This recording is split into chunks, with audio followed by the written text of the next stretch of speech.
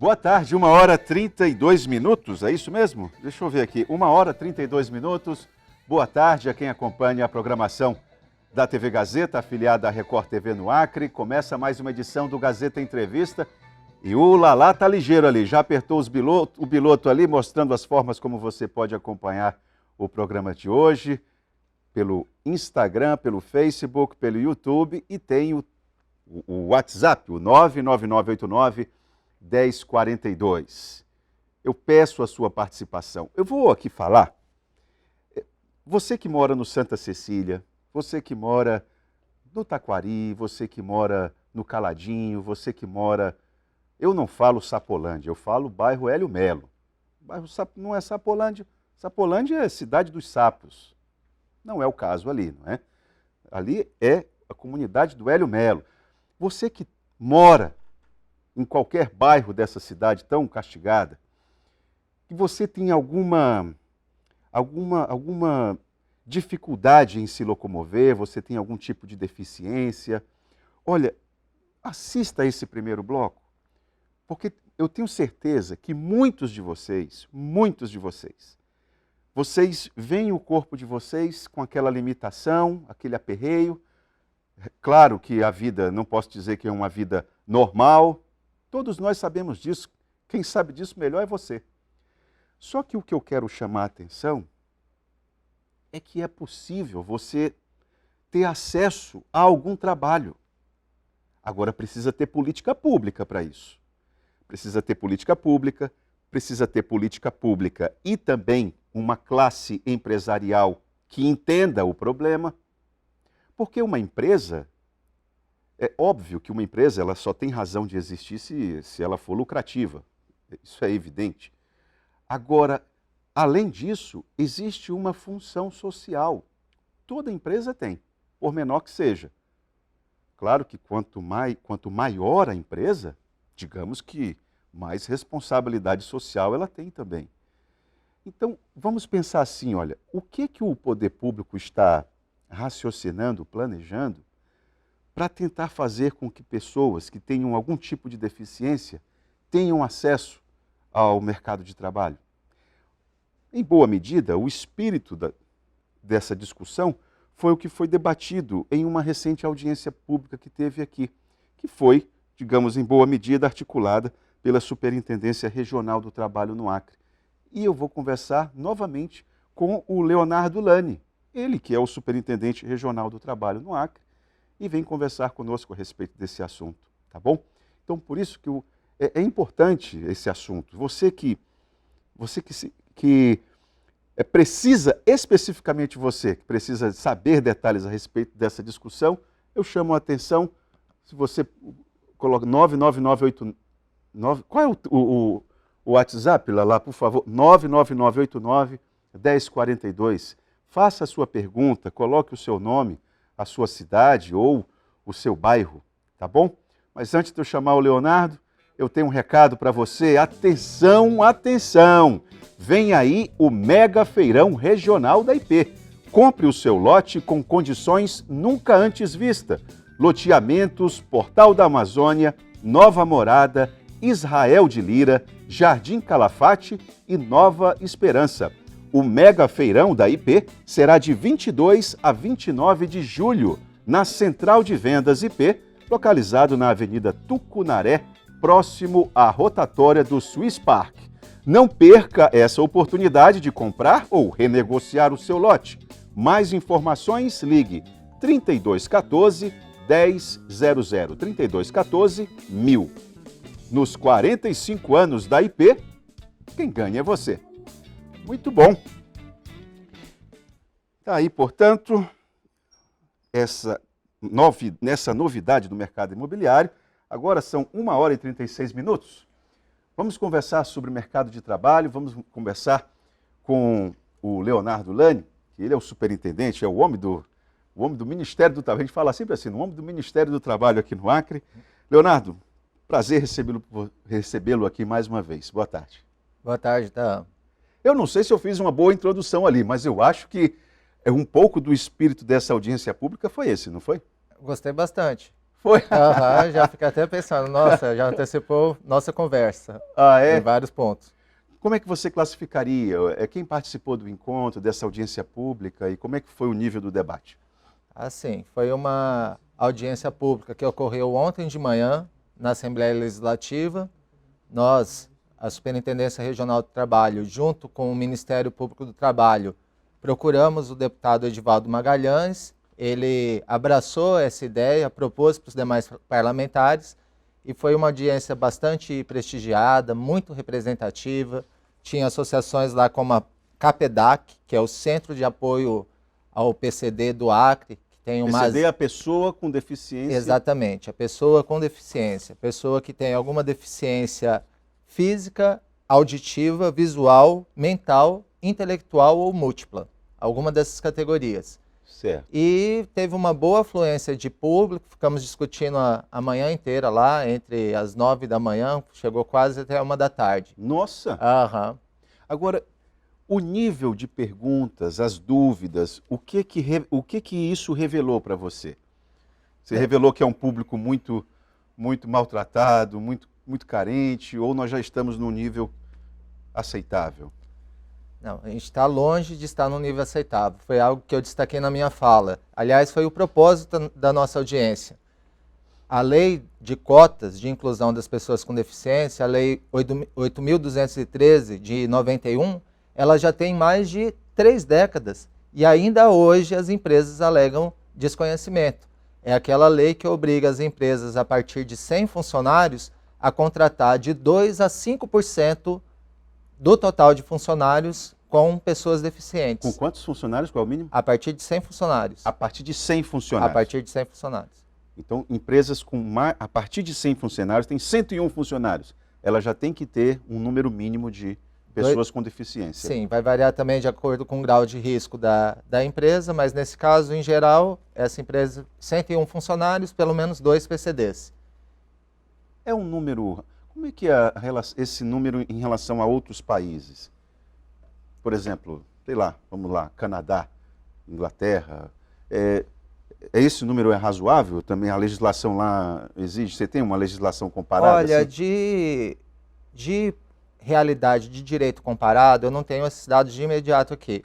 Mas em 2010, era considerado deficiente pelo IBGE qualquer pessoa que tivesse algum tipo de limitação nas suas atividades cotidianas comparado com a média da população. Isso abarcava 23,9%, quase 24% da população.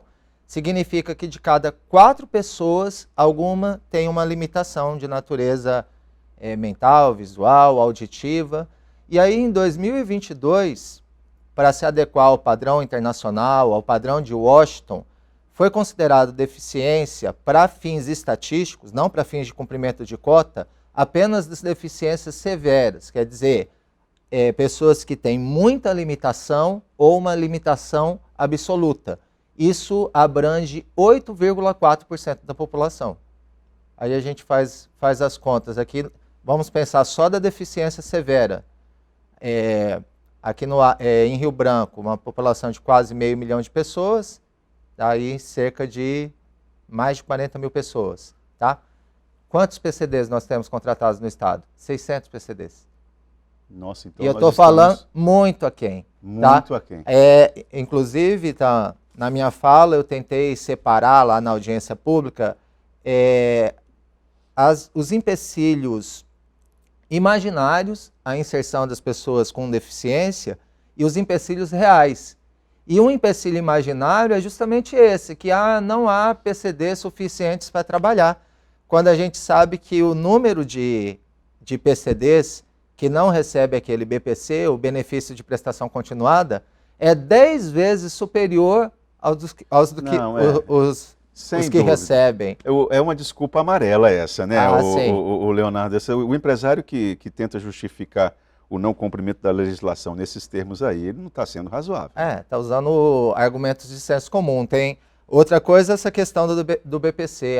Mas o próprio PCD não quer trabalhar para não perder o BPC, que é aquele benefício de prestação continuada da LOAS, Lei Orgânica de Assistência Social.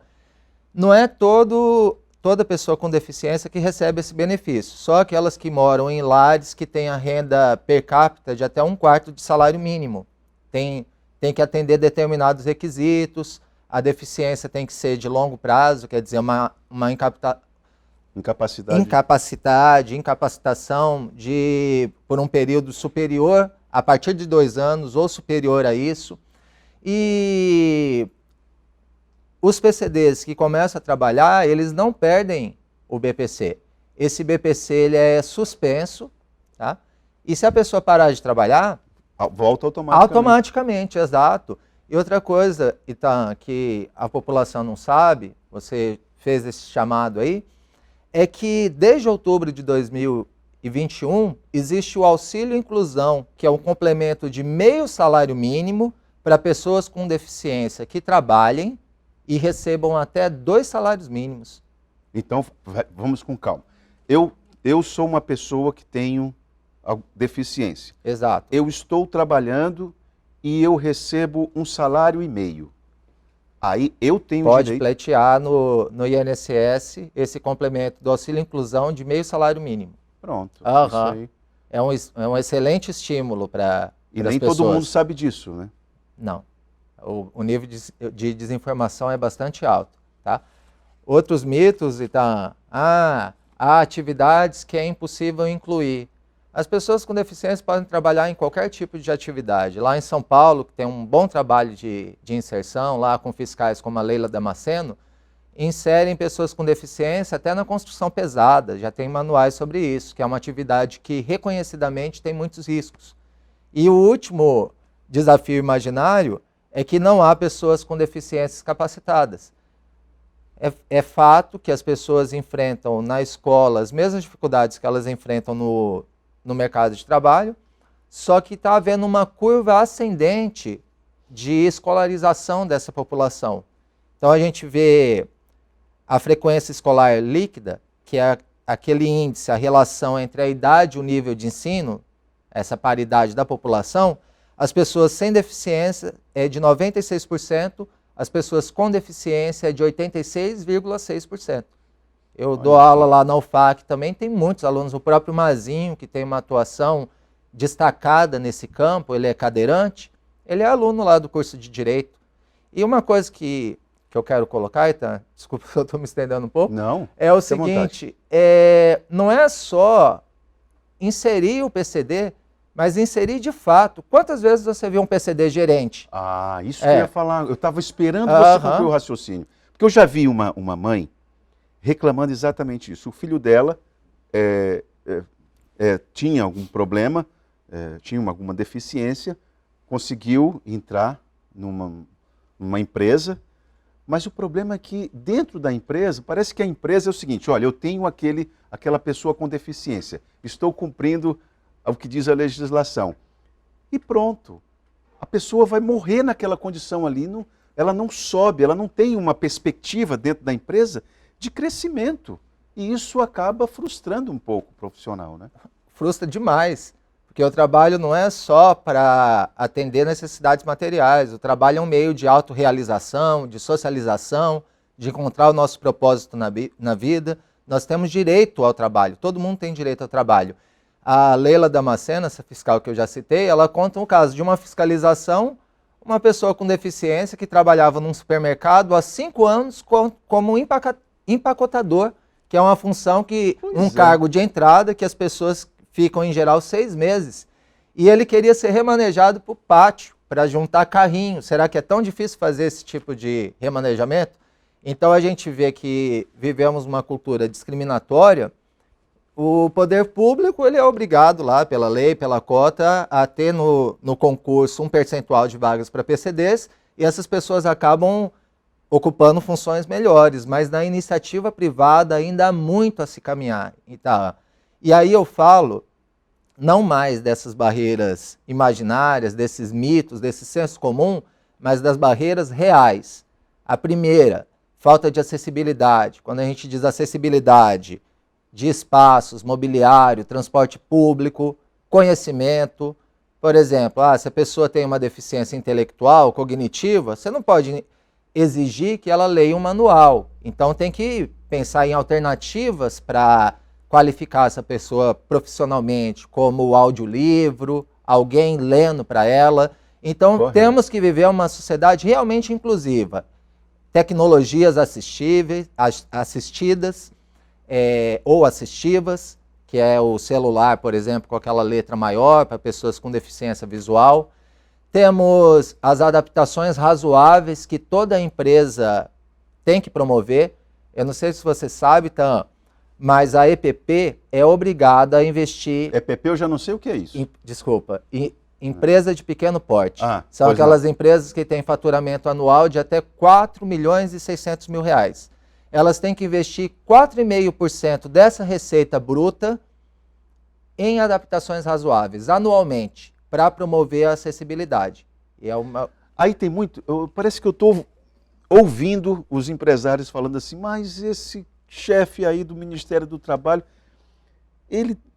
Por isso que as empresas no Brasil não dão certo, porque a empresa tem que cumprir muito protocolo, tem que cumprir muita legislação. Você não ouve isso muito, não? Olha, então, é o seguinte, vamos falar dos custos para a empresa que não cumpre a legislação. Nós temos os custos dos autos de infração, que variam entre 3 mil e 300 mil reais, não é barato. Depois de terminada a fiscalização, encaminhamos esses autos para o Ministério Público do Trabalho, que pode ajuizar ações civis públicas, que também são bastante onerosas para a empresa. Agora, o principal custo para o empregador é ser visto a sua empresa como uma empresa sem responsabilidade social, que é algo que está sendo cada vez mais valorizado, uma empresa que não respeita os direitos humanos, porque está na Constituição, está na Convenção das Pessoas com Deficiência, que foi publicada pela ONU em 2006 e recebida pelo Brasil como status de emenda constitucional. Foi o primeiro tratado internacional a ser recebido com esse status no Brasil. Então, não é um favor que a empresa está prestando, porque como você bem disse na tua fala inicial, a empresa tem que atender à função social da propriedade. A empresa não é só um meio de gerar lucro. À frente do lucro está o bem-estar das pessoas. As pessoas estão à frente do lucro. E aí, tá, eu falo da última barreira real, da barreira mais difícil de ser vencida, que é a barreira atitudinal. Que barreira é essa? A discriminação. A gente vive uma sociedade capacitista. O capacitismo é o preconceito contra as pessoas com deficiência. Eu posso, você não pode. Exatamente. Nós Isso vivemos uma sociedade normalizadora. O normal é o que está dentro da norma. Só que a gente esquece que a norma, ela não é natural. Ela é histórica, cultural, arbitrária. A norma é simplesmente uma média. É um padrão. Exatamente, tá. O Canguilhem fala isso naquele livro Normal e o Patológico. Exato. A pessoa com deficiência, aos seus próprios olhos, ela não se vê como uma pessoa diferente. Incapaz, exatamente. A diferença é algo socialmente produzido. Então nós temos que promover uma sociedade inclusiva, uma sociedade acolhedora, que não trate diferença como desigualdade.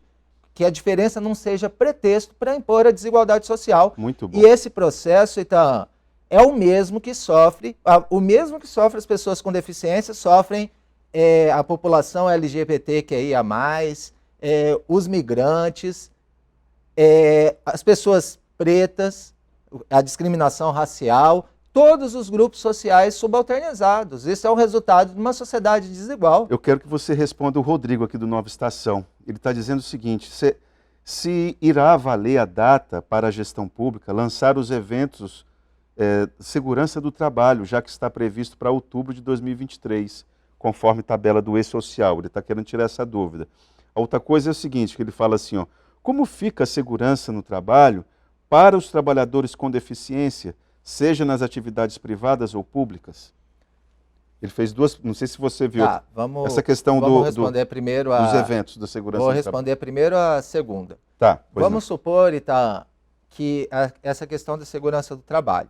Então a gente tem que ver a primeira coisa, aquela deficiência está relacionada com a atividade que a pessoa desempenha, com o grau de risco. Então a pessoa que sofre um acidente, ela é encaminhada, os primeiros 15 dias a empresa tem que pagar o salário dela. Depois dos primeiros 15 dias, ela é encaminhada para o INSS e ela recebe auxílio-doença, vai passar por perícias periódicas e ela pode, eventualmente, até se aposentar por invalidez. Agora, vamos supor que numa dessas perícias, o INSS fala assim, não, ela já está em condições de voltar a trabalhar. Porque nesse processo, ela vai passar por uma equipe interdisciplinar, de terapeuta ocupacional, fisioterapeuta, psicólogo, vai passar por todo um processo chamado de reabilitação profissional. Então o INSS vai fornecer para essa pessoa um certificado de reabilitação profissional e ela volta para a empresa e o próprio INSS já vai falar, olha, para aquela função, ela não é indicado que ela fique, certo, mas ela pode ser remanejada para outra função, tá? Então é perfeitamente possível adequar a condição da pessoa com deficiência com a natureza das atividades, porque a gente tem uma multiplicidade de atividades da empresa com os mais variados graus de risco. Agora, correto, quanto a essa questão aí de informações do e-social, eu peço que entre em contato com o Ministério do Trabalho pelo telefone 3212-3300, tá? 3212-3300. Isso, que aí a gente dá uma olhada, porque isso é uma coisa de natureza contábil e é muito difícil a gente... Correto. Uhum. Pelo que eu estou percebendo, Leonardo, eu não sei se eu exagero, nosso tempo já está chegando ao fim, mas nós vamos... essa discussão, ela está cristalizando aquela ideia de que boa parte do empresariado tem dificuldade de entender essa porção social da empresa, né? Esse bocado social. Nós, enquanto empresários, eu vou vestir aqui a camisa de empresário, que eu nem sou, mas nós nos preocupamos muito com as questões contábeis e de produtividade, de lucratividade, não é? de consolidação do nome da marca no mercado, enfim. Eu quero que a minha empresa seja um sucesso. Tudo bem, acho que isso é importante. Mas esse bocado social, nós temos muitas dificuldades. Temos, assim, uma leve ideia do que isso seja, mas batalhar mesmo para que isso chegue, a empresa tem dificuldades. Sim, tem dificuldades. É por isso que 30 anos depois da Lei 8.213 de 91, as cotas ainda não são cumpridas e, Itaã, mais de 90% das vagas, o preenchimento é diminuto, e mais de 90% acontece sob ação fiscal. 92%. Quer dizer que isso acaba só cumpre porque vocês estão ali em cima. O cumprimento voluntário é quase que inexistente. Então é por isso que é importante eventos como o de ontem lá da Assembleia. Agradeço de novo o deputado Edivaldo por ter acolhido e proposto essa audiência. E oportunidades como essa aqui também, de levar informações para a população, de suscitar o debate em prol de uma sociedade mais democrática, mais acolhedora, mais humana, em que a dignidade da pessoa humana, que é a base da nossa Constituição, a pedra angular da Constituição brasileira, ela não seja letra morta, não Exato. seja auto-escrito só lá no papel. Agora, seria importante, não é, Leonardo, eu imagino, que se o Ministério Público, junto com você, chamasse essas instituições, associações de cadeirantes, porque tem várias desses grupos, não é? E vocês falassem isso mais para eles, né, junto com o Ministério Público, acho que isso aí seria bacana, porque vai formando uma massa crítica e aí eles têm mais condições de chegar junto aos empresários, né? Sim, na quarta-feira nós nos reunimos com o Conselho Estadual das Pessoas com Deficiência, o CONED, lá na Casa dos Conselhos, eu e o doutor Igor do Ministério Público. Olha, já fizemos essa aproximação. Para a audiência de ontem, foram notificadas todas as empresas que são obrigadas a cumprir a cota, são 80 empresas no Acre, todas elas foram convidadas. Qual foi o índice, quantos gazetaram e quantos tiveram presente? Dessas 80? 80? Olha, eu vou dizer que o comparecimento, por não ser obrigatório, ele ficou bem aquém do que nós gostaríamos. Não fale o número correto, não, então. Foram pelo menos 20? Eu acho que foi aproximadamente isso. De 80? Exato. Um quarto? É, isso mesmo. Puxa vida, para você ver como que são as coisas, né? Exato. Que loucura. Leonardo, nosso tempo acabou, queria agradecer a tua participação aqui, muito obrigado. Você ainda tem acha que ainda tem alguma coisa para a gente detalhar? Eu acho que a gente... O espírito é esse. Exatamente. Eu só agradeço a oportunidade, você está sempre aberto a esse tipo de Sempre, temática, sempre. a ajudar quem mais precisa. Eu acho que é isso que deve ser o nosso propósito, da nossa atuação. Muito obrigado, Leonardo. Ok. Vamos para o intervalo, já voltamos com o Gazeta Entrevista.